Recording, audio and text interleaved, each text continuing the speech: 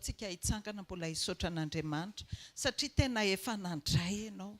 Marina loatra ny teny mpanompon'Andriamanitra loatra ary marina loatra ny tenin'Andriamanitra. Vavakantsika.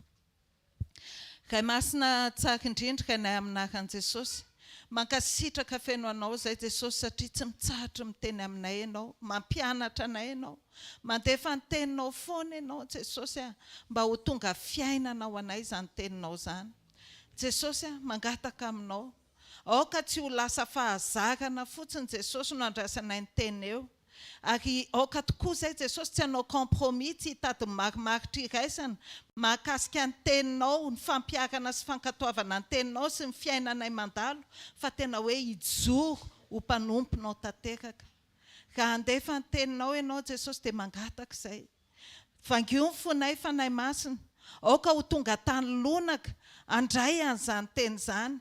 Ary aoka ny tenanay manontolo ny fanahinay ho zaka ny teninao, hiaina ny teninao, ary hamobe ao amin'ny fiainanay ny teninao.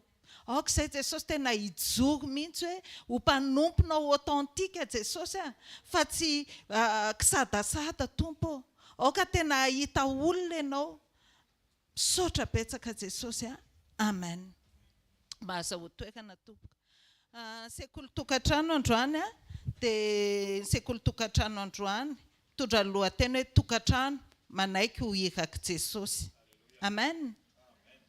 Hoy ny tenin'Andriamanitra ao amin'ny Isaia 9:9 amin'ny anaran'i Jesosy manao hoe ary nandray ny feon'ny tompo nanao hoe iza no irahako ary iza no andeha ho irakay, dia hoy izaho inty aho irao aho.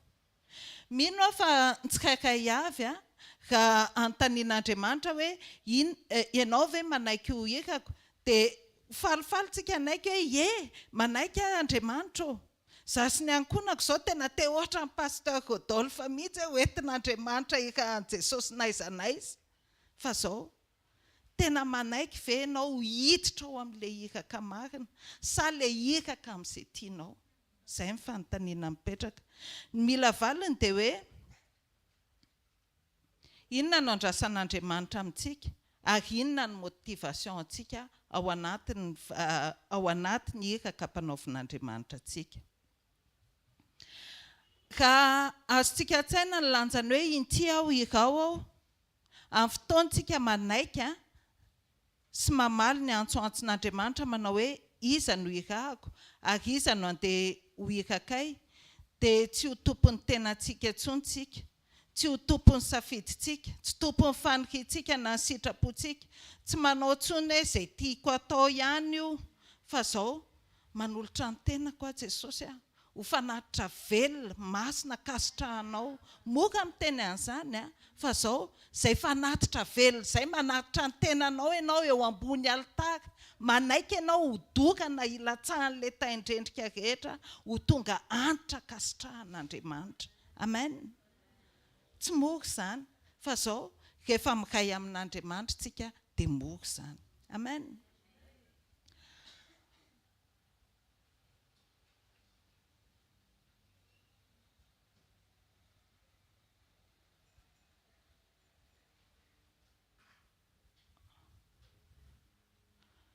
Raha te ho irak'Andriamanitra marina izany tsika dia mila manolotra ny tenantsika ho an'Andriamanitra. Mila manolotra ny fontsika izay mahakasika antsika ho fanatitra ho an'Andriamanitra. Ahoana ho Jesosy ilay modely izay ilay lesintsika maly antokana mendrika ho tarafina. Jaona 2:4-7 amin'ny anaran'i Jesosy. Jesosy ilay iraka parfait, ilay mila tahafintsika. Ozy izy ny tenin'Andriamanitra, ny aniko dia ny manao sitrapony izay naniraka sy mahavita ny asana, na manao ahoana ny tombam-bidiny, quel que soit le prix. Dia raha tsika izany mpanaradian'i Jesosy dia tokony izay koa ny ao anatintsika hoe ny aniko dia manao sitrapony izay naniraka, satria izao tsy hoe vita ny mission an Jesosy teto, vita ny iraka nampanaovina azy dia hoe tapitra hatreo, fa hozy izy Jesosy alohan'ny hiakatra, zaho vitako ny asa hozy izy nampanaovina ao anahy, fa izao maniraka azy ireo koa hozy izy. Dia izany tsika izany tsy hoe misy mpaminany manokana na mpanompon'Andriamanitra manokana na korala tsy hoe olona kay no ikan'Andriamanitra manokana fa ny tsirairay avy izay nandray azy dia manana iraka ho tanterahana. Dia izay ny antsika isan'andro dia tokony izay hoe manao ny sitrapon'Andriamanitra isan'andro ianao tokony manontany vitako ve ny nampanirahan'Andriamanitra eto an-tany, vitako ve ny misionako. Indraindray za tratran'izany taloha inona ka mba ny atom-pisiko ato tany mitady nieritreretiko hoe mpaminany ve za Jesosy mpanao fahagagana ve za Jesosy mpampianatra ve za ina izay ny fanontaniana fa nefa misy iraka mpanaovin'Andriamanitra antsika. Jesosy ilay modely mendrika sy tanteraka nanaiky ho tonga iraky ny rainy. Tao anatin'izany zavatra voalohany tanterahany iraka izay manaiky ho iraka dia izao, tsy maintsy mandasy manafoana ny tenany ohatran'i Jesosy. Jerentsika aloha Jesosy dia avy eo tsika mijery antsika amin'izay. Jesosy nandasy nanafoana ny tenany, nataony tsinitsinina ny ainy mba hamaliny ny etaeta sy ny fanihindrainy. Inona le etaeta sy fanihindrainy? Dia ahatonga ny maro ahafantatra azy. Hitanao, raha tsy nanaiky Jesosy ho iraky ny rainy dia tsy ohatr'izao tsy etontsika senao angetaeta hoe manahoana moa te hafantatra anao bebe kokoa ihany Andriamanitra, te halala ny sitraponao. Fa no Jesosy nanaiky ho iraka ary ireo olona, ireo mpianatra nanaiky ho iraka dia mba anisany koa tsika senao mahafantatra mahakasika an' Jesosy. Inona no hoe fahafantarana an' Jesosy? Ny fahafantarana an' Jesosy, fahafantarana an'Andriamanitra ray sy Jesosy Kristy dia ny iraka nampanaovin' Jesosy dia mampahafantatra an'Andriamanitra ray sy Jesosy Kristy zanany ary mampahafantatra koa fa misy ny fiainana mandrakizay. Nangidy tamin'i Jesosy ny nanatanteraka ny iraka io satria tsy maintsy nitondra ny fahotantsika izy, tsy maintsy nikapohana izy, tsy maintsy notenenan-dratsy izy, tsy maintsy nalaim-baraka tamin'ny tsirariny sy tsy marina, tsy maintsy nofatsihana tamin'ny azo fijaliana, tonga tafasaraka tamin'indrainy sy nafondrainy. Ary ny tena mafy indrindra tamin'i Jesosy teo ihany le hoe nitenenan-dratsy, teo ihany le hoe nifatsihana, teo ihany ny zavatra rehetra, fa ny tena mafy tamin'i Jesosy dia izy nitondra ny fahotantsika ary izy nafoy indrainy. Ny antsoantso izy, raha eo nahoana ny mahafoy ahy ianao fa nangina ny drainy, satria tsy fantatry ny drainy intsony izy fa ny osonota. Izay ny sakrifisin'Andriamanitra anaiky ho iraka mba hahatonga isy ianao ahafantatra hoe iza moa Andriamanitra ary inona no nomanin'Andriamanitra ao antsika sy ianao, noho ny fitiavana antsika, noho ny fitiavana ny iray nanaiken'i Jesosy ianao an'izany. Hoy ny voasoratra ao amin'ny Isaia 7:15 manomboka amin'ny 7 ka hatramin'ny 15 manao hoe: natao tsinitsinina sy ny laviny olona izy, lehilahy ory sady zatra ny fahoriana, ary tahaka izay tsy tian'ny olona jerena akory izy, natao tsinitsinina izy ka tsy mba nahoantsika, nitondra ny aretintsika tokoa izy sady nivesatra ny fahoriantsika, kanjo isika kosa nanao azy ho nokapohina sy nasian'Andriamanitra ary nampahoriana. Nefa izy dia voalefina noho ny fahadisoantsika sy ny torotoroina noho ny helontsika, fampijaliana nahazoantsika fihavanana no namelezana azy ary ny diakapoka taminy nahazotranana antsika. Nanaiky Jesosy niaritra an'izany zavatra rehetra izany satria izao mafy loatra tao anatiny miredareda loatra tao anatiny fanihindrainy hoe ampihavana antsika amin'indrainy. Ary ny redareda loatra tao anatiny ny ampatonga antsika mba ho vovonjy noho ny fitiavana ny rainy noho ny fitiavana antsika.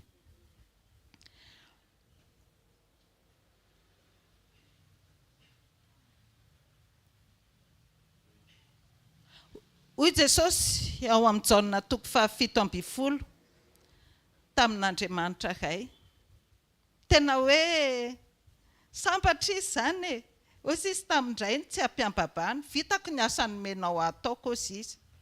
Tamin'ny voalohany teo tamin'ny voalohany teo tsika namaky hoe ny haniko sisy dia manao ny sitrapony ndraiky sy mahavita ny asany fa atao mijaona toko 7:12 teo sisy hoe vitako ny asa tsika ve afaka hiteny amin'Andriamanitra hoe dada vitako ny asa nampanaovinao ahy vitako ny asa nankininao tamiko ao atokantrano ve ianao afaka miteny hoe vitako ny asa nampanaovinao ahy manoloana ny reto vady aman-janako reto afaka ny ijoky ve ianao hoe vitako tsaka le andraikitra nampanaovinao anahy inona ny asa nataon'i Jesosy izay asa nataon'i Jesosy ihany tsy inona ny tahafintsika voasokatra ao amin'ny Jaona toko 7:12 le izy fa fitianiko izany voalohany nanome fiainana mandrakizay ho an'izay rehetra nomen'Andriamanitra azy Jesosy nomena azy izay fahefana izay fa tsika tsy manana an'izay fahefana izay hanome fiainana mandrakizay fa an'i Jesosy izay fahefana izay fa izao ny anjakantsika dia hoe mampahafantatra ilay Andriamanitra tokana sady marina sy Jesosy Kristy zanany ho an'ny hafa satria izay koa nataon'i Jesosy nampahafantatra izy an'Andriamanitra ary nampahafantatra ny tenany amin'ny hafa faharoa naneho ny anaran'Andriamanitra izy ary naneho an'Andriamanitra tamin'ny alalan'ny fiainany sy ny fanaony ny toetrany ny asany fiteniny Jesosy tsy hoe marina ny toriteny izy fa tsy hoe prinsipa ny zarainy akaka ny teny mpanompon'Andriamanitra teo tsy hoe izao le izy fa fiainana ny zarainy zavatra afaka raisina ny zarainy zavatra afaka tahavina ny zarainy izay rehetra nataon'i Jesosy teto ambony tany dia mendrika ho tahavina ary izay le fiainana mila hiainantsika mila tahavintsika mifantsika eo amin'ny azo fijaliana no efa vitany azy iny izay afaka tsy ataontsika nefa afaka misafidy ohatra amin'ny Petera sy Paoly koa tsika hoe izay koa mba te hifantsika dia afaka atao ianao fa izao ny toetrany ny fiainany ny asany ny rehetra ataon'i Jesosy mila tahavintsika ao amin'ny Jaona toko 4:15 dia hozy izy Filipo tamin'i Jesosy tompoko asehoy anay ny ray dia ampy anay izay hoy Jesosy taminy izay elizay no efa nitoerako teto aminareo ka tsy mbola fantatrao ihany ve aho Filipo izay nahita dia nahita ny ray ka ahoana nanaovanareo hoe asehoy anay ny ray tsy mino va ianao fa izao ao amin'ny ray ary ny ray ato amiko ny teny izay lazaiko aminareo dia tsy avy amiko izany lazaiko izany fa ny ray mitoetra ato amiko no manao ny asa minoa ahy fa izao amin'ny ray ary ny ray ato amiko fa raha tsy izany dia minoa ahy no ny asa ihany azy hitanao Jesosy ka tonga tetỳ tany tsy nampianatra prinsipa izy fa izao niainy izy dia le fiainana iny maneho andrainy le fiainana iny manaprofa isy ny ray dia ray ihany inona izany no andrasan'Andriamanitra amintsika ny andrasan'Andriamanitra antsika jereo nge Paoly teny izy zatsony ny vela ozy izy fa Kristy velona ato anatiko mino ve ianao fa manana an Jesosy maninontsika manao an'le vavaka hoe raisiko ianao Jesosy ho tompoko satria tianao ao anatinao Jesosy ka raha Jesosy ny tomponao afaka mijoro tahaka an Jesosy ve ianao afaka miaina tahaka ny ainany ve ianao afaka tsy hamaly ve ianao raha hitenenan-dratsy afaka tsy hifosa olona ve ianao afaka ny aritra ny tsirariny ve ianao afaka manahaka an Jesosy ve ianao fa raha izay no ataonao dia tena hiraka Andriamanitra Jesosy ianao fa raha tsy izay no ataonao dia mbola sadasady ianao raisitsika indray ny manaraka inona no nataon'i Jesosy nampianatra ny olona ny tenin'Andriamanitra izy ary nandidy azy ireo hitandrina sy hankatoa azy izay mampatonga antsika manao évangélisation etsy sy eroa fa izao lasa prinsipa ihany le izy rehefa tsy tonga fiainana aloha hiainana aloha vao mizara tsy hoe ny mpizara eto aloha dia tanteraka be fa samy miezaka mahatratry ny fenitry ny fahatanterahana tsika samy mandohalika eo amin'i Jesosy tsika mba ho tonga hatratra n'ilay marika eo sisy ny mpanompon'Andriamanitra. Misy marika eo aloha eo mila tratrarinao ary mila miazakazaka ianao mba hatratra n'io marika io, dia isan'andro san'andro ianao manolotra ny tenanao bebe kokoa hatrany mba hatratra n'io fenitra io. Amen. Mba ho tonga ilay hiraka marina, mba tsy ilay ho lavina any am-pakany, mba ho fantatra Andriamanitra fa ilay hoe tsy fantatra akory ianareo. Ary fakany hoy izy Jesosy nitahiry azy ireo tamin'ny anaran'Andriamanitra ary nitandrina azy ireo mba tsisy ho very. Nampianatra Jesosy, naneho ohatra Jesosy ary nitahiry izy. Ahoana moa ny fomba nitahirizana ianao? Amin'ny alalan'ny vavaka. Amin'ny alalan'ny vavaka. Rehefa navita ny asa izay nampanaoviny hainy azy Jesosy dia naniraka antsika indray izy hanohy ny asa araka ny voasoratra ao amin'ny Jaona 4:20 manomboka ao amin'ny 5:12 ka hatramin'ny 4:20 manao hoe: lazaiko aminareo marina dia marina tokoa izay mino ahy ny asa ataoko no ataony koa, ary hanao asa lehibe noho izany azy satria izaho mankany amin'iray. Ary na inona no angatahanareo amin'ny anarako dia ataoko izany mba hankalazana ny Ray eo amin'ny Zanaka. Ka mangataka zavatra amiko amin'ny anarako ianareo dia ataoko izany. Amen. Raisitsika koa ny ao amin'ny Jaona 7:12 manao hoe: tahaka ny nanirahanao ahy ho amin'izao tontolo izao, mba nanirahako azy kosa ho amin'izao tontolo izao. Amen. Ao anatin'izany hiraka izany anefa dia tsy namelantsika ho rery na ho kamboty Jesosy hoe lasa anamboatra fitoerana ho anareo dia ataovy ny hirako dia atao fotsiny fa izao naniraka ny fanahy masina izy hanotrina antsika. Raisitsika ny ao amin'ny Jaona 4:12 izao: fatary fa tsy miady rery ianao. Misy fanahy masina ndrahana nampy anao.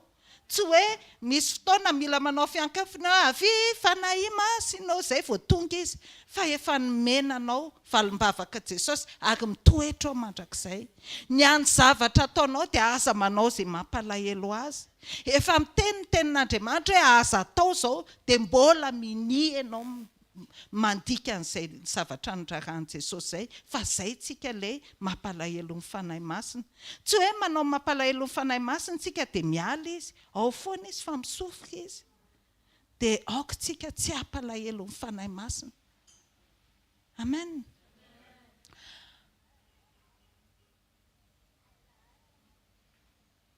Raisitsika ao amin'ny Jaona 4:12 ka hatramin'ny 17 amin'ny anaran'i Jesosy: ary izaho angataka amin'iray, ary izy hanome anareo mpananatra na koa hoe parakleto, dikany hoe mpananatra izany mpanampy, mpampahery, solovava, mba ho eo aminareo mandrakizay. Dia ny fanahy famarinana izay tsy azon'izao tontolo izao raisina satria tsy hitany na fantany, fa ianareo no mahafantatra azy satria mitoetra eo aminareo izy ary ho ao anatinareo izy. Hainao ve ny ekipen'Andriamanitra ianao?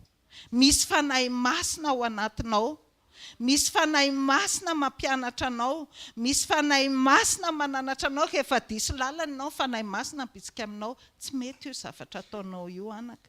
Misy fanahy masina mampahery anao. Reraka tsika indraindray miatriky ny fiainana. Courage, tsangana indray. Fanahy masina ilay sakaizantsika akaiky indrindra. Ny fanahy masina misolo vavantsika indraindray tsika reraka loatra tsy mahavavaka intsony, mety hoe noho nitranga satria nijery tafiotra, fa izao rehefa misy fotoana ianao, za aloha manao izany, misy fotoana rehefa mibanjina tafiotra ianao dia tsy tafavavaka intsony, dia izao ilay fanahy masina mi-interceder solo vavanao amin'Andriamanitra. Amen. Tena hoe cadeau tsara be no men'Andriamanitra antsika, andao tsika hitehaka ho an'Andriamanitra. Amen. Petraka amintsika ka ny fanontanian'i Jesosy manao hoe iza no irako ary iza no andeha ho irakay. Ny iraka mpanaovin'i Jesosy antsika voalohany dia izao: fahavononana hiaino sy handray ary hankatoy ny teniny. Vonona ve ianao hiaino, handray, hankatoy ny teniny, tsisy fepetra, tsy hoe izay tiako ihany io, fa rehefa miteny izy dia raisiko daholo ny teninao tsy amin'ny ampahany. Jesosy ka nanolotra ny tenany ho antsika, tsy ny ampahany tsy ny tanany fotsiny no mena fa ny manontolo no mena. Dia faharoa, fitandremana ny didiny araka ny voasoratra ao amin'ny Jaona 4:4-5-5, andininy faha 1:20, andininy faha 3:20. Ka isika ny Jaona 4:4-5 manao hoe: raha tia ahy ianareo dia hitandrina ny didiko. Faha 1:20, izay manana ny didiko ka mitandrina izany dia izy no tia ahy, ary izay tia ahy no tia ny raiko, ary izao tia azy ka iseho aminy. Andininy faha 3:20, Jesosy namaly ka nanao taminy hoe: raha misy tia ahy dia hitandrina ny teniko izy, ary ny raiko ho tia azy, ary akao aminy izahay ka hononao aminy. Amen. Tsy possible zany ianao milaza hoe tia an'Andriamanitra nefa misy teniny tsy tandremanao, misy teniny tsy arahanao, fa izay mampety anao tsy tena feno ny fitiavana an'Andriamanitra raha izay. Raha isika koa ny ao amin'ny Apokalipsy 7:20 manao hoe: indro efa mitsangana eo am-baravarana aho ka mandondona, raha misy mihaino ny feoko ka mamono varavarana dia hiditra ao aminy aho ka hiara misakafo aminy ary izy amiko. Amen.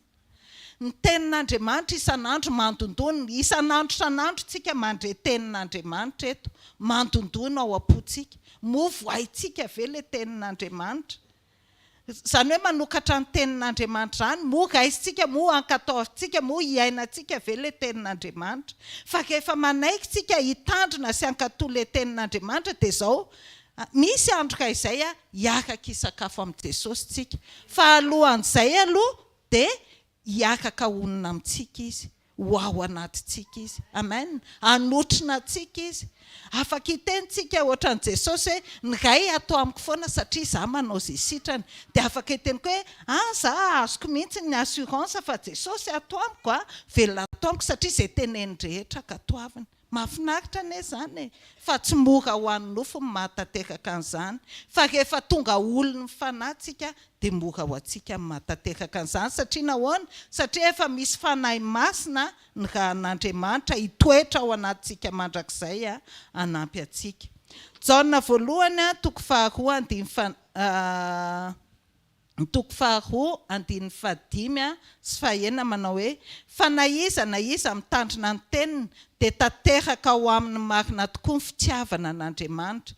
Izany no ahafantarantsika fa ao aminy isika. Izay milaza fa mitoetra ao aminy izy dia tsy maintsy mandeha toy izay nandehanany koa. Amen. Inona ilay nandehanan'i Jesosy? Mandany tenany ary mitandrina ny tenin'Andriamanitra. Amen. Mamaly ny etaetan'Andriamanitra. Inona ny didy asain'Andriamanitra tandremantsika? Zavatra roa kely izay no asain'Andriamanitra tandremantsika. Tsy kely ilay izy fa didy roa lehibe no asain'i Jesosy ankatoavintsika sy tandremantsika. Ary ao amin'izany izy ny tenin'Andriamanitra no hiantonany lalàna rehetra, dia tsy inona fa ny fitiavana an'Andriamanitra ary ny fitiavana mpiarabelona, araka ny voasoratra ao amin'ny Marka 12:7 manao hoe: ary hoy Jesosy namaly hoe: ny voalohany dia izao, mihainoha Israely, Jehovah Andriamantsika dia Jehovah iray ihany. Kotiavany Jehovah Andriamanitra ao amin'ny fonao rehetra sy ny fanahinao rehetra sy ny sainao rehetra ary ny herinao rehetra. Ary faharoa dia izao, tiavany namanao tahaka ny tenanao. Tsy misy didy hafa lehibe noho ireo. Amen. Izay zavatra roa izay, fitiavana an'Andriamanitra. Fitiavana an'Andriamanitra efa azontsika teo hoe rehefa tia an'Andriamanitra tsika, mitandrina ny teniny, manao izay sitrany rehetra. Ary fitiavana ny namana. Jesosy moa ny teny hoe namana eto. Fa izany akory tsy midika hoe izay tia antsika ihany. Jesosy koa mbola nanintsy avy eo. Mila manahaka an'i Jesosy tsika. Jodasy izao namadika an'i Jesosy fa izao tsy niteny izy rehefa avy eo hoe fahavaliko ianao, fa izao sakaiza. Dia ozy izy ny tenin'Andriamanitra ao Matthieu 5:17. andiny fahatelo ambin'ny folo ka hatramin'ny fahavalo amby efapolo manao hoe efa ianareo fa voalaza hoe tiavany namanao ary mankalany fahavalonao ao amin'ny Levitikosy toko fahasivy ambin'ny folo andiny fahavalo ambin'ny folo miteny an'izay Mosesy fa izao kosa milaza aminareo hoe tiava ny fahavalonareo ary mivavah ho an'izay manenjika anareo mba ho tonga zanaky ny rainareo izay any an-danitra ianareo fa izy mamposaka ny masoandriny amin'ny ratsy fanahy sy ny tsara fanahy ary mampilatsaka ny ranon'orana amin'ny marina sy ny tsy marina fa raha izay tia anareo ihany ny tianareo inona ny valim-pity azonareo moa na dia ny mpamory hetra azy tsy mba manao izany koa va ary raha ny rahalahinareo ihany no arabainareo inona no ataonareo mihoatra noho ny sasany moa na dia ny jentilisa aza tsy mba manao toy izany koa va koa amin'izany aoka ho tanteraka ianareo toy ny fahatanterahany rainareo izay any an-danitra hoy izy Jesosy hoe tiavany namanao tahaka ny teninanao ao amin'i Jesosy zany tsy izy tsony hoe fahavalo mpamadika tsy haiko fa ao amin'i Jesosy dia sakaiza daholo namana daholo ny olona rehetra na miteny ratsy azy ianao na manombo azy eo amin'ny azy fijaliana na mamadika azy na niza dia amin'i Jesosy namana daholo reny dia tokony izany koa tsika namana daholo reny ilay vady aman-janaka ao tokantranao namanao reny fa tsy fahavalonao tsika nge mahagaga le ao akaiky indrindra mihitsy indraindray no atsangatsika ho fahavalo Jesosy rehefa nanomboka ny asa izy dia hoy izy hoe ao Jerosalema aloha dia izay tsika vao makany Jodia sy Samaria izay tsika vao makany am-parantany tsy hoe Jerosalema aloha dia mijanonao nefany fa Jerosalema fanombohana fa rehefa ao tsara Jerosalema afaka mivoaka kely any Jodia sy Samaria amin'izay ianao dia avy eo ianao afaka mandeha manaraka amin'ny pasteur ny iraka mpanaovin'Andriamanitra antsika voalohany izany dia ny ao an-tokantrano indraindray zavatra mifanohitra an'izay no ataontsika indraindray tsika maika mihitsy anao évangélisation etseroa nefa ao an-tokantrano tena milamina be HVKL tsy hoe chapatoaka koky ny évangélisation fa fiainana ny zavatra tokony tohinao efa iainanao ao an-trano na eo andala mpiainana azy ianao fakavagatsiny fa efa misy décision aloha ao anatinao hoe Jesosy anaiky ho iraka ao marina amin'izay amen tsika manko ianao izay mahazo ny teny ianao ilay jiro sy fanasina ianao izany ilay tarafiny ao an-tokantrano ao indraindray mety hoe mbola hoe ny ray ihany neto mety hoe ny lahy ihany na ny vavy ihany neto dia izao reo ao an-tokantranonao reo tsy fahavalonao reo ka ohatra mbola tsy manaraka anao fa izao miandrandra izy hoe inona ary ilay jiro zaka inona ary ilay fahazavana zakain'ity olona ity ivoahany isa-maraina any miandry an'izay izy satria izy tsy mahita an' Jesosy izy fa ianao no hitany dia ny vokatra avoakanao no andrasany fanasina ianao tokony mampisy tsirony ao amin'ny fiaina-tokantranao fa tsy hoe tonga any tokantrano ianao dia manenjika anao ny olona satria tsy mahita vokatra mihitsy ianao koa izany fivavahana foana nefa ny fiainantsika jeke dia izao ianao tokony hoe hampisy tsirony an'ilay tokantrano ianao indray vao maika manatsatso sy mampangidy an'ilay fiainanao tsy mety izany ao amin'ny Korintiana voalohany toko fahatelo ambin'ny folo andiny fahaefatra ka hatramin'ny fahafito vakitsika izy rehefa avy eo fa mamelabelatra amintsika ny toetry ny fitiavana tsy hoe définition ny fitiavana io tenenin'ny Korintiana voalohany toko fahatelo ambin'ny folo ka hatramin'ny efatra ka hatramin'ny fahafito io fa izao toetry ny fitiavana ny définition manko dia ohatrany hoe principe hamelona saina fotsiny fa le izy tena hoe iainana toetra iainana Korintiana voalohany toko fahatelo ambin'ny folo andiny fahaefatra ka hatramin'ny fahafito hoy izy ny tenin'Andriamanitra ny fitiavana mahari-po sady mora fanahy ny fitiavana tsy mialina tsy mirehare tsy mieboebo tsy manao izay tsy mahamendrika tsy mitady ny azy tsy mora sosotra tsy manao otro-po tsy mifaly amin'ny tsy fahamarinana fa miaraka mifaly amin'ny fahamarinana kosa, mandefitra ny zavatra rehetra, mino ny zavatra rehetra, manantena ny zavatra rehetra, maharitra ny zavatra rehetra. Raha mijery eo toetra daholo, mora fanazany, fahamoram-panazany toetra zany, faharim-po zany toetra zany, fandeferana zany toetra zany. Tsisy afa-tsy vokatry ny fanahy sy toe-po ary toe-panahiraka an'Andriamanitra ny voatonona eto, dia noho izany tsy définition hamelona saina ilay izy fa hiainana ilay izy. Amen. Raha ohatra tsika ka manaiky ny antsoantson'i Jesosy hoe iza no hirako, iza no andeha ho hirakay, dia izao tsy maintsy ianao mandeha amin'ny fitiavana. Tsy maintsy tsika mandeha amin'ny fitiavana satria aneo an' Jesosy fitiavantsika. Ny asan'Andriamanitra ilay hiraka atao manko tsy prinsipa fa ilay hiraka atao fiainana, ka ianao ny tarafina voalohany ahitana an'izay fiainana izay. Amen. Maharesy lahatra ve ny fijorontsika hatramin'izay? Amen. Ny tsirairay avy ao an-tokantrano dia nanakiana an'Andriamanitra hiraka, satria hoy izy Jesosy hoe ao Jerosalema aloha atombohy ao Jerosalema. Ho an'ny lehilahy izao dia raisintsika ny Kolosiana 3:7-8 manao hoe ianareo lehilahy tiava ny vadinareo ary aza sosotra aminy. Timoty 1:2-9 manao hoe kotiako ny lehilahy hivavaka eny tontolo eny manandra tanana masina tsy amin'ny fahatezerana na amin'ny fifandirana. Amen. Lehilahy dia voadidin'Andriamanitra hoe ho tia ny vadiny ary tsy ho sosotra aminy. Tena hoe raha jerentsika izao ilay toetry ny fitiavana atao amin'ny Korintiana 1:7-9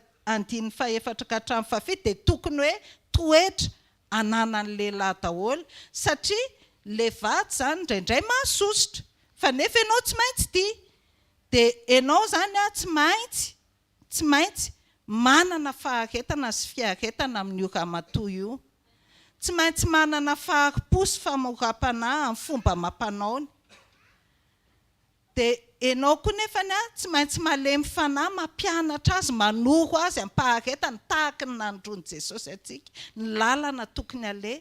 Tsy mety io neny izao ny sitrapon'Andriamanitra ny amin'io. Amen. Lehilahy koa nefa tsy afaka ny hahatanteraka an'izany raha tsy olona feno vavaka sy fiombonana amin'Andriamanitra. Tsy ho vitanao ny aritra ny toetra ny hafa izany raha tsy manana fiombonana amin'Andriamanitra tsika.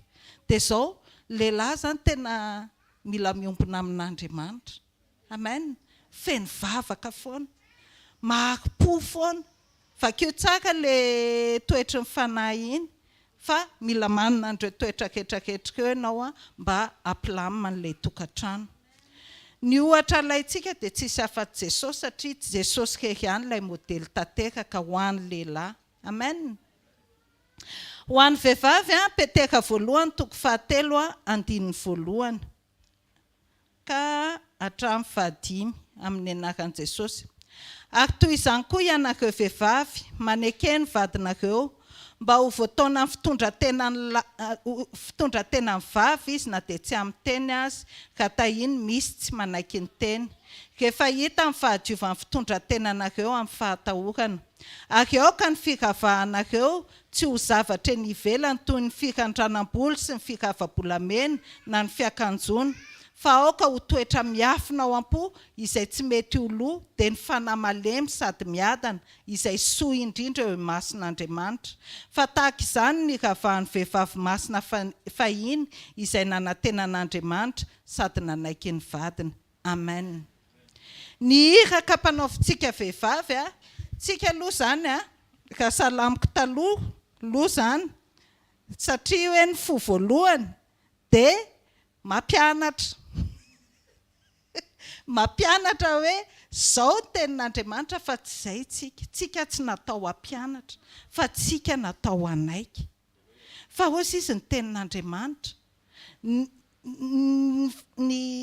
inona ke ny fitaovana omeko anareo dia toetra inona manaiky ny vady dia zao nefa le manaiky tsy hoe izay zavatra rehetra tenen'ny lehilahy dia ekenao ohatra miteny ny vadinao amin'izao efa ao anatin'ny andro fahalalana ianao esoka io zaza io fa tsy zakatsika ntsony dia eo koa ianao satria hoy izy Andriamanitra hoe manaiky ny vadinareo dia esokiny izany fa hoy izy ny tenin'Andriamanitra amin'ny Kolosiana 3:5-12 manaiky ianareo vehivavy manaiky ny vadinareo arak'izay mety atao ao amin'ny tompo discerneo tsara inona ny zavatra ekeko zany akoko tsy manome alalana anao hoe tsy valana ka vao ohatra ka misy zavatra tsy titianao fa hoe tsy mety atao amin'ny tompo fa zao angatao ny fanahy masina zay ve le tokony ekenako tompo tsika zany tsy mety teo ny lehilahy hoe tsy mety ka tsy mifandray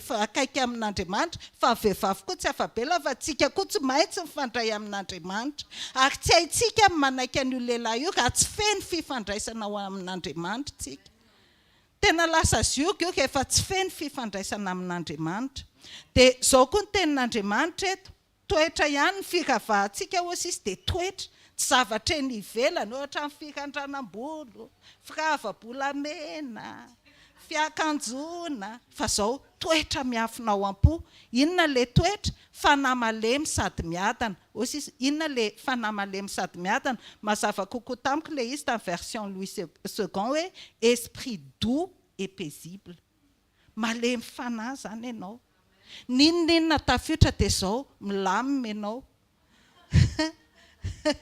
milamina ianao fa zao ohatra mipeteka daholo tsika jobo foana raha ohatra ka tsy mibanjina an' Jesosy fa mibanjina tafiotra dia zao tsy manana tsy afabelitsika ny amin'ny fiombonana amin'Andriamanitra miombona amin'Andriamanitra tsika zay vao mahay manao an'izany zay vao mahay manaiky zay vao mahay mamoaka an'le hoe esprit doux et paisible ninona mitranga tsika ka vao misy zavatra mitranga ohatrany hoe za aloha zany ndraisiko ka rehefa tsy ampy fiombonana tonga dia matahotra aloha mipanika dia rehefa avy eo milelalela satria mieritreritra hoe akakakaky ny avo ny feoako no nampivahan'le olana fa zao ny angatahan'Andriamanitra malemy fanahy rehefa feno fiombonana amin'Andriamanitra ianao ninona tafiotra dia vita an' Jesosy io ka ndao tsika hivavaka fa mety io andao tsika atoky an'Andriamanitra akakakaky ny avo ny tafiotra ndao atao avo kokoa noho izay amin'ny fiombonana amin'Andriamanitra amen mandresy tsika moa andao tsika hifidy ny anjara tsara tsika vehivavy hitoetra eo atongotry ny tompo tahaka ny nataon'i Maria amen amen vehivavy zany tokony izay efa ohatra tsara izay nataon'i Maria izay hoe nitoetra teo amin'ny tongotry ny tompo izy vehivavy zany tsika vehivavy nataon'Andriamanitra ho mpanampy tandrify ho vady sahaza sy mpanampy tandrify ny lahy dia zay na tsy hoe zaraina ny raha na hoe eny azotsika atao le izy fa ny zavatra ataontsika voalohany dia zao ka manampy an'io lehilahy io ianao hahatanterahany sitrapon'Andriamanitra tsy afaka mampianatra ianao fa zao alefaso amin'ny toetra le izy dia alefaso amin'ny lohalika le izy amen alefa le toetra dia mivavaka fa tsy maintsy voataona io lehilahy io tsy ianao mitaona azy fa Jesosy mitaona azy ho eo amin'ny fanatrehany amen mety efa tsara ny tokantranonao androany tianao tsakatsaka kokoa mitoeka ao amin'le position tiany Jesosy maneke avoay le fanahy malemy sy miadana dia mifandraisa tsara amin'Andriamanitra dia nio ny sokatra masina ampiaro ny sokatra masina iaino ny sokatra masina fa mety foana io misy ny ataky misy ny tafiotra fa zao mandresy foana amin'ny anaran'i Jesosy amen amen tsika tsy ohatra ny Safira hita zao le Ananiasy fa tsy nijoro tamin'ny sitrapon'Andriamanitra mbola atao ihany tohanana tsara mihitsy niara-maty tsika tsy ohatra ny Zaresy efa hita fa tsy mety fatantsaka inge jiosy ange osisy Mordekay ka hiady amin'io ianao osisy de ho resy fa zao mbola navelany anao ny heviny ihany Hamana tsika nitoetra tsara eo an-tongotr'Andriamanitra amen ho an'ny zanaka ny iraka mpanaovan'Andriamanitra azy dia ny fanajana ny ray aman-dreny na ara-nofo io na amin'ny finoana amen tsika manko tsy hoe rehefa lehibe efa manana ray amin'ny finoana dia hoe tsy mila manaja intsony fa mitoetra foana izany Efesiana 5:1-7 amin'ny anaran'i Jesosy anaka manekeny ray sy ny reninareo ao amin'ny tompo fa marina izany manaja ny ray sy ny reninao fa izany ny didy voalohany misy teny fikasana mba hitasoa ianao sy ho maro andro ambonin'ny tany tsy vitantsika zanaka koa izany manaja olon-kafa izany manaja ny autorité sy ny hiérarchie izany raha tsy feno fiombonana amin'Andriamanitra tsika izany aloha hoe dia tsy afabela n'iza tsy afabela ny fiombonana amin'Andriamanitra amen ho antsika ray aman-dreny kosa raisitsika ny ohabolana 2:22 manao hoe zako amin'izay lalana tokony alehany zaza ka na rehefa antitra ary izy dia tsy ala amin'izany Deutéronomie 1:17-20 manao hoe koa alatsao amin'ny fonareo sy ao amin'ny fanahinareo izao teniko izao ary fehezo ho famantarana eo amin'ny tananareo izy ka aoka ho fampahatsiarovana eo ambonin'ny andronareo ary ampianaro ny zanakareo izany ka resao na mipetraka ao an-tranonao ianao na mandeha ny an-dalana na mandry na mifo ary soraty eo amin'ny tolamba akavarany tranonao sy eo amin'ny vavahadinao izy mba ho maro ny andronareo sy ny andro ny taranakareo eo amin'ny tany izay nianany Jehovah amin'ny razanareo omena azy toy ny faharetan'ny lanitra ambonin'ny tany amen inona ny dikan'io tenin'Andriamanitra io sika ray aman-dreny matetika tratran'izany tsika mananatra mety hoe sitrapon'Andriamanitra nefa ny ohatrany tsy mipasy mihitsy n'ilay izy satria maninona na tsika ary tsy dia mandatsaka-po fa tsika ary manao izay tiantsika dia izao tsy fiainana ilay izy fa lasa prinsipa dia tsy mipasy ohatrany hoe lesona be enarana dia tononona vava fotsiny fa izao ozy izy ny tenin'Andriamanitra mampianatra antsika eto alatsao ao am-ponareo aloha ozy izy sy ao amin'ny fanahinareo ny teniko tena hoe atao vonto ao anatinao ny tenin'Andriamanitra tsika tsy miteny eto hoe ozy izy hoe fehezo famantarana eo amin'ny tananao sy ny andronao dia ho soratsoratanao ny tananao sy ny andronao fa izao saintsaino no dikan'izany medy teo andro aman'alina ilay tenin'Andriamanitra mandra-pahatonga azy ho tonga fiainanao aoka ny tananao tsy hihetsika raha tsy ny tanan'Andriamanitra raha tsy ilay tenin'Andriamanitra ny fihetsiky ny tananao izany baikio ny tenin'Andriamanitra ny alehanao baikio ny tenin'Andriamanitra izay rehetra ataonao baikio ny tenin'Andriamanitra izay ny dikan'izay fa rehefa tonga fiainanao ilay izy dia izao mepita ho azy any amin'ilay zanakitsika ilay izy amen tsy ho kambasy bras de fer intsony avy eo mifananatra satria ianao efa ohatra velona dia zanakitsika inge mahay midiserne hoe ito izany ilay ohatra mety matoa ataony dada sy neny dia na dia ohatrany hoe misy fanoherana ary jereo fa manahaka foana izy amen Efesiana 5:1-7 amin'ny anaran'i Jesosy manao hoe ary anareo ray aza mampahatezitra ny zanakareo fa tezao amin'ny famaizana sy ny fananaran'ny tompo izy eto ako dia mahatsiaro kely ny ohatra nahavoan'ny elim-pisorona mpanompon'Andriamanitra lehibe elim-pisorona fa izao mitaraina ny olona lasa nalaina ny olona hiakatra ny silo hanompo an'Andriamanitra satria tsy nety loatra ny zavatra nataony zanany inona ny nataony zanany ohatrany hoe nanakaroatra loatra teo amin'ny tempoly satria nangalary ny fanatitra ataony olona tena hoe izay tiany ataony nataony teo dia izao nitaraina ny olona reny ely ny fitaraina ny olona dia izao niteny tamin'ny zanany ihany izy fa izao ny tsy nety nataony ely mangalatra saboran'ondry lahy sy izay morceau noble amin'ny fanatitra ataony olona ilay zanany dia izao miteny izy hoe tsy mety ny ataonareo fa inona ny ataony miara-mihinana izy mianakavy ao an-trano izany hoe aiza ny position anao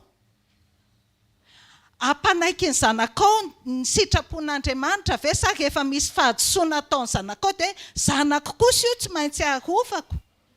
Tena tsy mety zany a.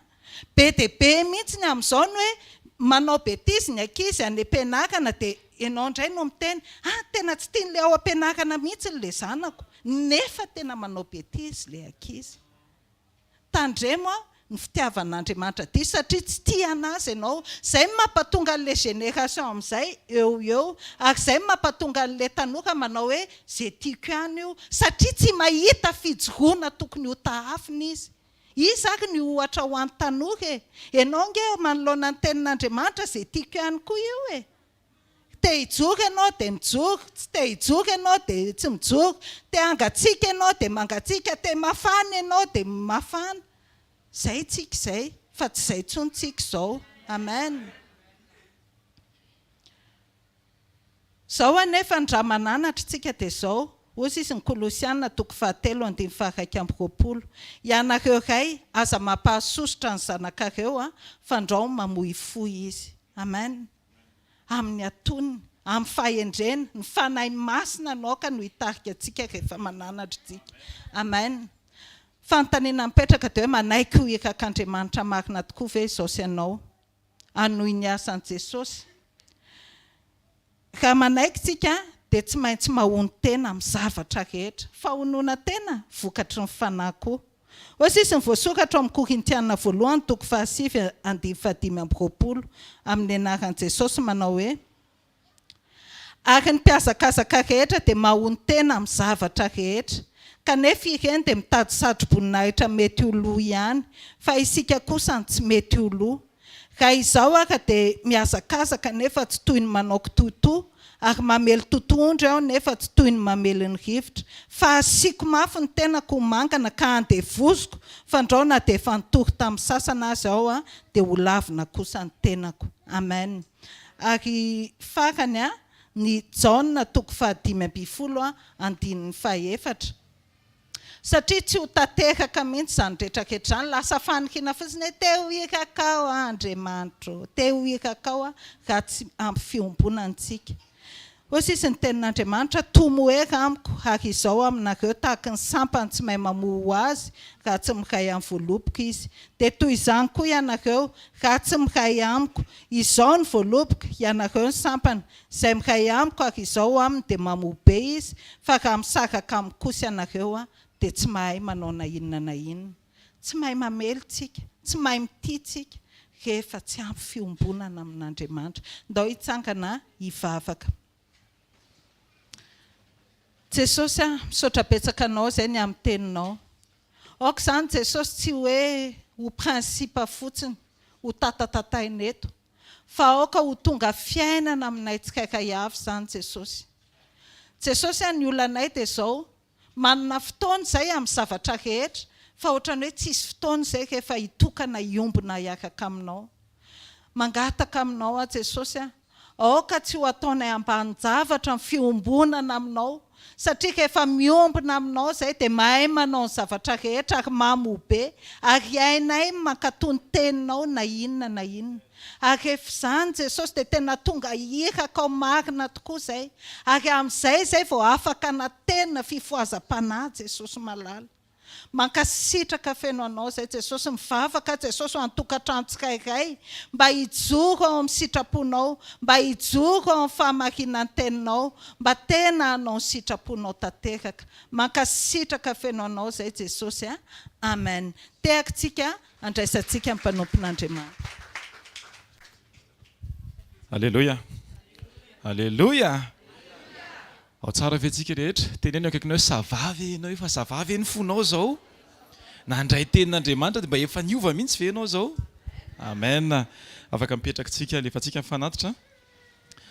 Fototra fanorenana amin'ny fiainam-panahy dia ny fanananao ankohonana voatahiry. Amen.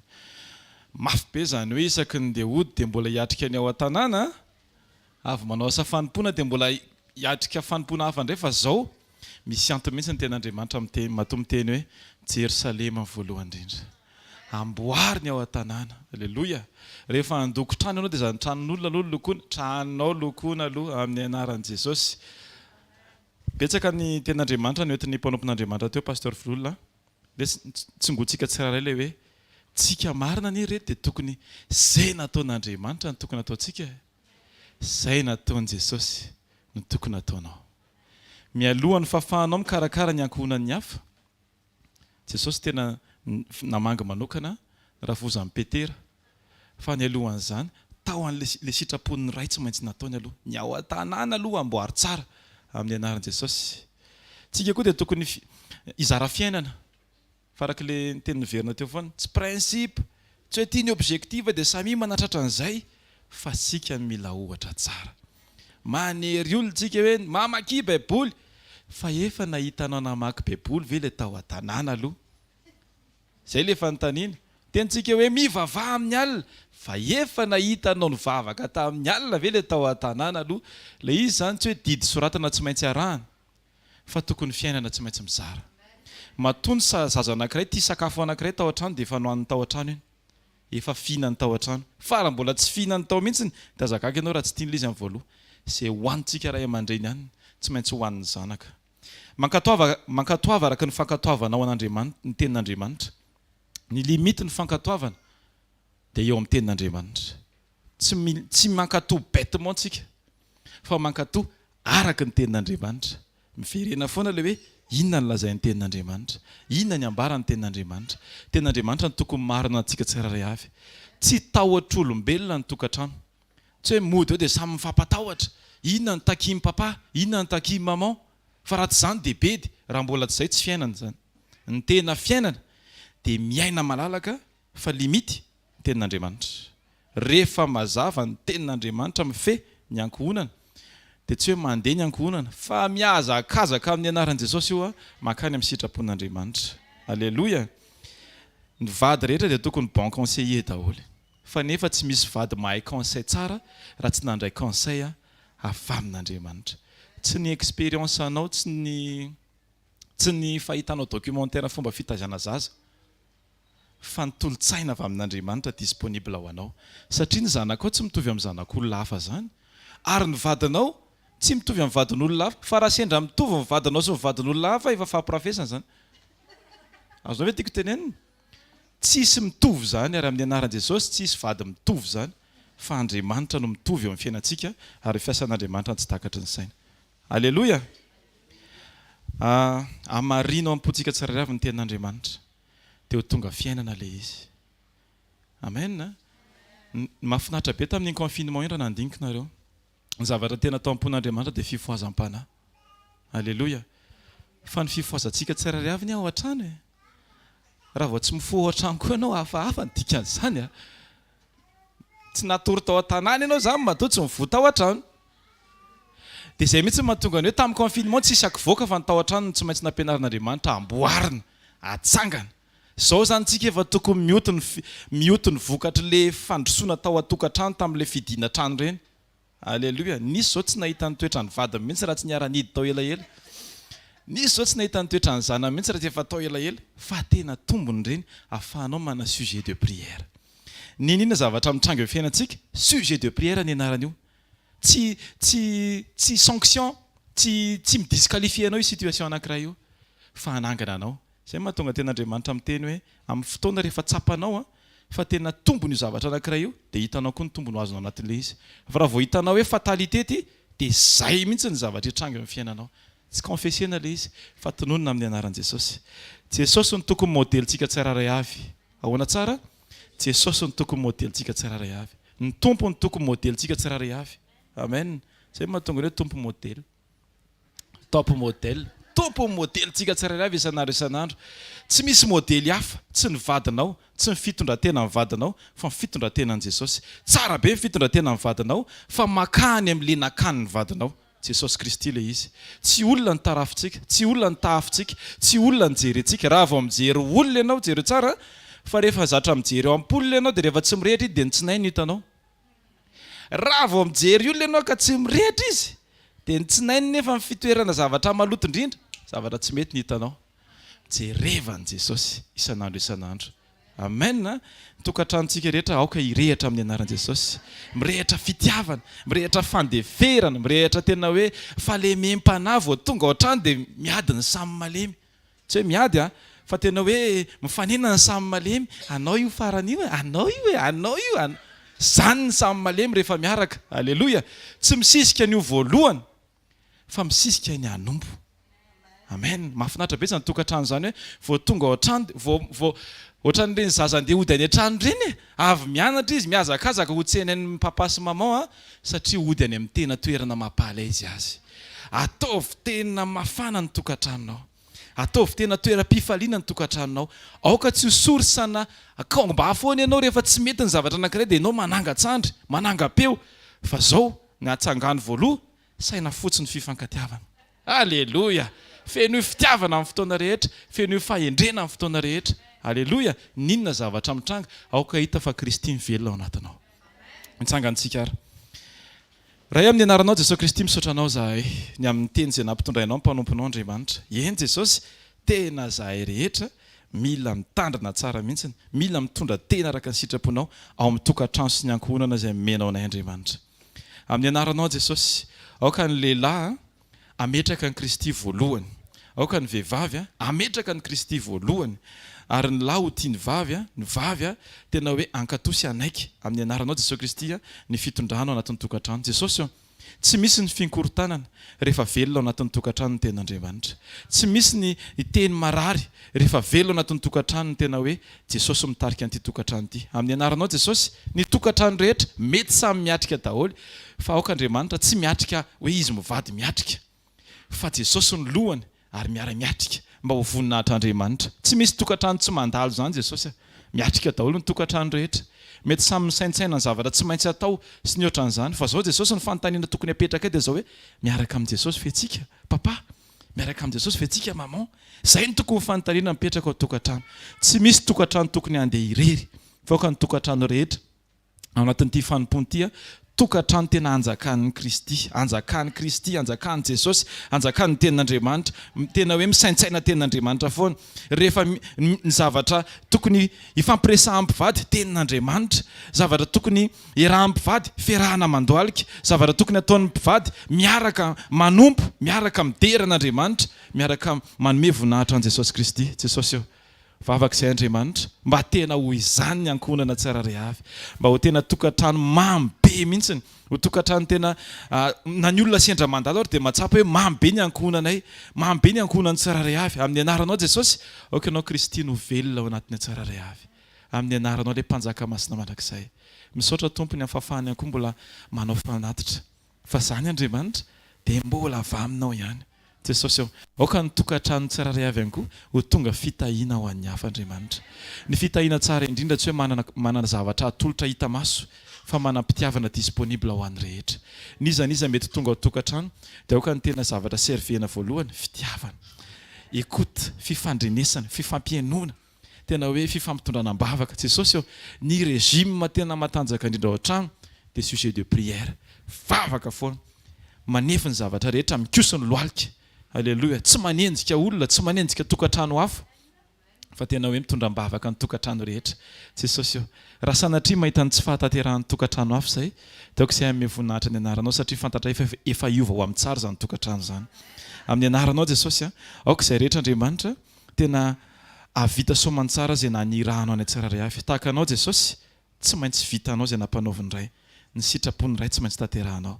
Aoka tokantrano mpanao ny sitraponao ny tsirairay avy Andriamanitra, tokantrano rehetra isaky ny lavatrano, aoka tena hoe sitrapon'Andriamanitra ny voalohany ato, tsy hoe manaraka sery ny voalohany ato amin'ny anaran'i Jesosy, fa manao ny sitrapon'Andriamanitra, ny zavatra tokony ataon'ny ankohonana rehetra, naoka ataon'ny ankohonana rehetra dia ny manao ny sitraky ny fonao Andriamanitra. Amin'ny anaranao Jesosy, fa afak'izay satria fantatry Andriamanitra fa tsy afaka ny isarangotra ary tsy te isarangotra amin'ny zavatra hafa ankoatranao izay Andriamanitra.